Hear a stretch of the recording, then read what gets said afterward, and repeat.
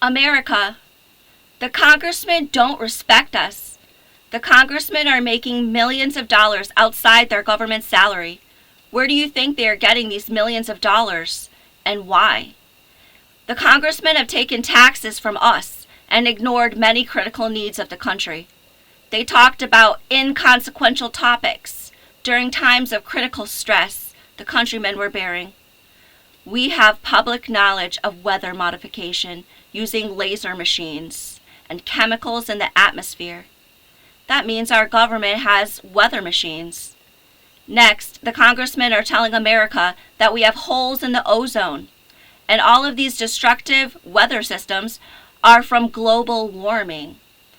There is trillions of dollars in losses by the people of this country because of tornadoes, hurricanes, violent storms, floods, and record-breaking snow, ice, heat, and wind. This is a direct attack on the people via weaponizing government institutions. Everyone wants the American dream of owning your own home and car and land. These dreams of the Americans were stolen by a band of economic hitmen named Fannie Mae, Freddie Mac, and the Wall Street stock market in New York City.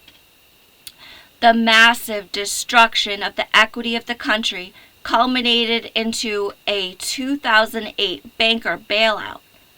The congressmen and elected officials are the ones who wrote up the policy to allow banks to use customers' money and gamble it by extending credit. This is named fractional reserve banking. They allow the stock market to break the equity of the company into smaller and smaller pieces and cash them in until the corporation is bankrupt. We want small family business in this country, and we want to outlaw any business practices that attack family business. In 2001, China was allowed into the World Trade Organization. The same year, the Twin Towers crashed to the ground. After this happened, the global economy has been under a controlled demolition by China, where the Chinese Communist Party is using violent methods of exploitation to dominate the world economy. Russia is the second largest bad actor because they use gas monopoly to exploit the world economy. China is the main supplier of the Walmart monopoly and has rose in the past 20 years by exporting trillions of dollars of products to America. Next, a pathogen escaped from a Chinese laboratory into a food market, and it was followed by a war-like lockdown of cities of millions of people and starved them in their apartments. American and European leaders locked down all small businesses and allowed only Walmart and other monopolies to open for business. This is exactly what a besieged city looks like. The Chinese Communist Party used blow torches to seal the doors of skyscrapers and starve people to death, grabbing people off the streets and putting them in the back of vans, locking them up in prison hospitals. 50 years ago, a Chinese man named Mao killed 50 million Chinese via starvation. He is the current leader's predecessor. This is why China was not allowed into the World Trade Organization in the first place, because they are a genocidal regime. These are some of the most heinous men in the world. The governments of the world saw the Chinese Communist Party do a government lockdown on their people and decided that they could do the same to us in our own country. The state public officials don't respect us.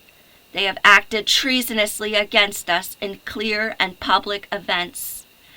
After the corona lockdowns, we saw tens of millions of acres of California burned down, while the governor Gavin Newsom was constantly enacting policy to damage the middle class. Dear Gavin Newsom, the governor's office of the state of California is an elected office. 4 million people of California petitioned for your recall. The answer is clear. This is 4 million people, and you are one man. You must step down immediately. The congressmen and elected officials and the justice system have acted treasonously and brazenly against the welfare of the state. We must renew all leadership because of the damage they have caused in the treasonous lockdown. America is the number 1 oil-producing country in the world. Russia is number 2. America has sanctions on Iran, who is in the top 5 oil-producing countries of the world. America has oil contracts with Iraq, one of the top 5 oil-producing countries in the world. America has sanctions on Syria and the Assad regime, only being circumvented by the Russians' oil-pumping operations in Syria and Assad's Captagon trade. America is preparing to implement a plan by June 2023 for the military to destroy the export of Captagon from Syria to all countries of the Middle East. This is the American takedown of the Assad regime in Syria. America is exporting gas out of Syria using an army of Syrian men as security forces under the command of the American military stationed in Deir ez-Zor. Ukraine was the pipeline express for Russia to access Europe, and Ukraine has 90% of the country's oil production capacity east of the Donbass River, where Russia invaded. If there's so much oil everywhere, why is the gas price skyrocketing in every country? This is the strong odor of corruption in the world trade of oil and gas. There are clear genocidal acts being committed in what can only be known as oil wars, where civilians are named terrorists and remote-controlled air bombers are used to execute unarmed combatants, denying their right to the prisoner of war status.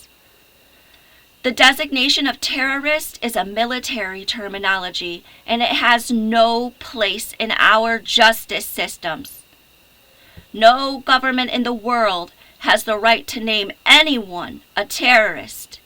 The oil companies must pay for the evil they have done. The treason of the government against the people must be safeguarded against. It is clear that the governments of the world have too much power. They are dangerous to the life of the people of the land. They all have weapons of mass destruction, which can only have one purpose, and the purpose is to cause mass destruction.